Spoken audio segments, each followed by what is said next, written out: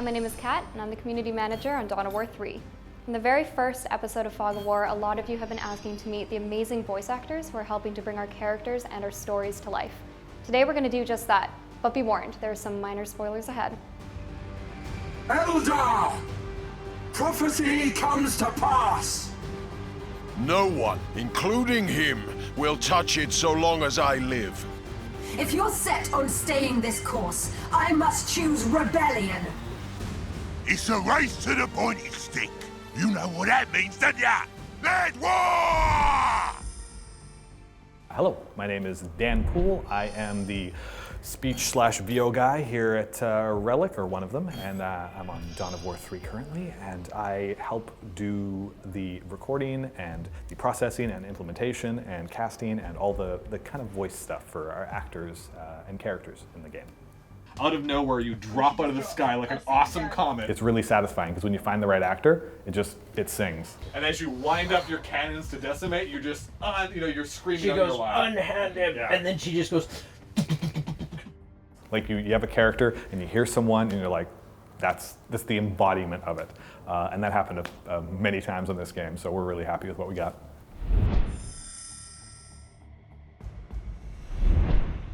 I'm Elizabeth Andrew Author, and I'm playing Lady Solaria.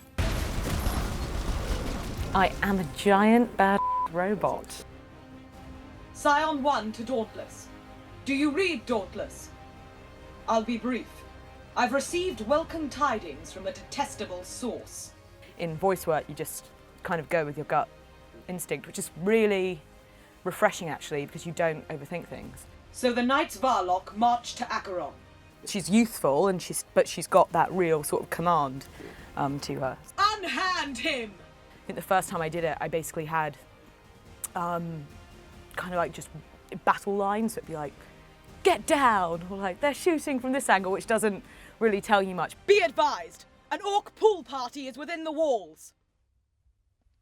Nailed it. As we've gone on, I'm seeing a lot more of who she is as a person rather than just kind of this commanding military style. We would be honoured if you would join us. Yeah, great. Okay. Hi, I'm Elliot Cowan. I'm playing Kaya in Dawn of War 3. I am needed to lead our search for the Vault Passage. If you can't deal with mere orcs, I'll send another on whom I know I can depend. There's a picture, an artist's impression of how it's going to look in the game. That basically is your outline, and you kind of have to fit into that. We can banish this shadow together, but I need Taldir to preserve our unity. And in this case, I was told that he was a warrior and that he was a leader, and he was arrogant, and he had a certain amount of hubris and obsession with becoming the ultimate leader of this world. You choose treason. So be it. As you try a few things out, they begin to guide you through where they hear the character landing, and then when you kind of get it, then you start to revel in it and start to take him on his journey. I think the way that you make the character relatable to anybody who plays it is by investing all of yourself into your read, into your interpretation. You give yourself wholeheartedly. You have to believe that you're in this other world. You have to believe that you are on another planet, that you are facing something that you're cooking up in your imagination. Those bleeding squatters sit on my prize.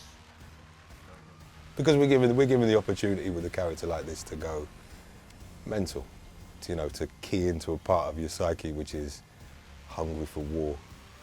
Now that's an hard-looking git.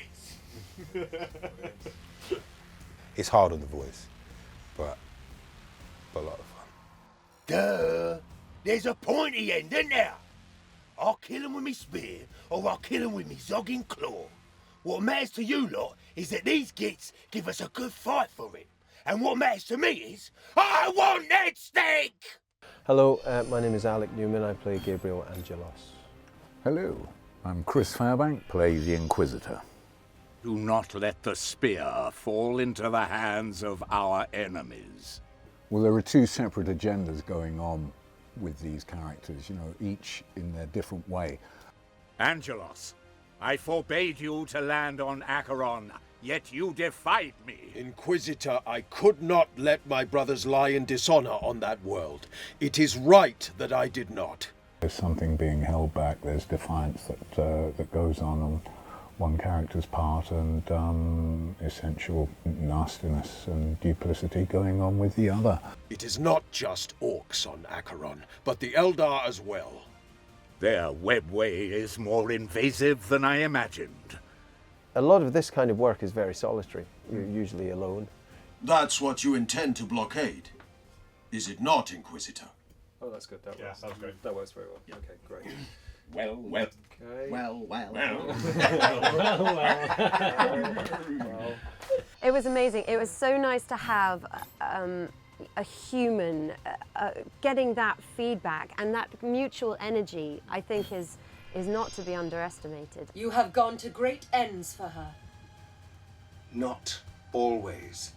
Essentially, you're doing the same thing, which is authenticity, a kind of congruence. That's what you want to create throughout your work as an actor, if you like. And it's finding a congruence between the illustration, the voice, and the intention. And I think what we found in there was quite, like you say, instinctive. There would be blood to pay if it was known another craft world was harboring her soul.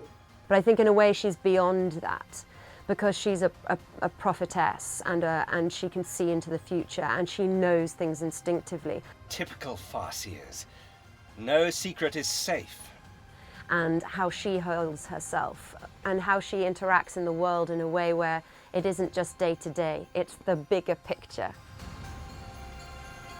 There's a lot going on, but you just literally, little tweaks, little signals can inform quite an enormous change in the character. If I can be a better brother in her death than I was in life, that is enough. We start with performance. That's really important.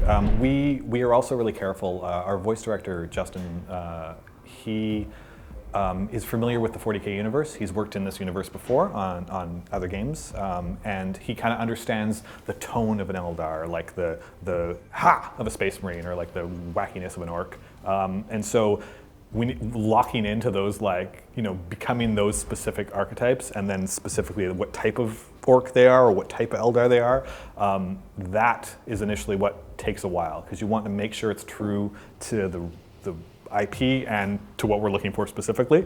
And once you have that in, then it's fun.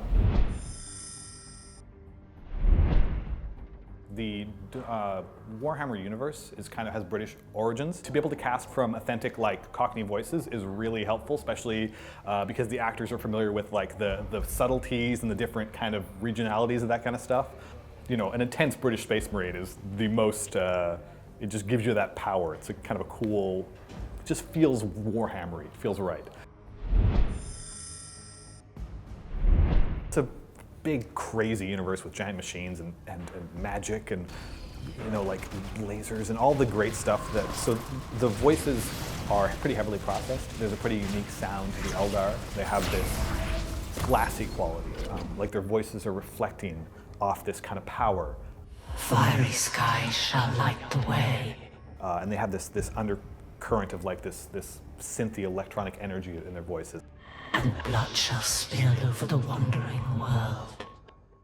Process each voice carefully to give it that quality, and there's giant robots, and we make sure they sound like they're blasting into big loudspeakers over the battlefield, and you know, the orcs get pitched down to make them sound mean and kind of crazy.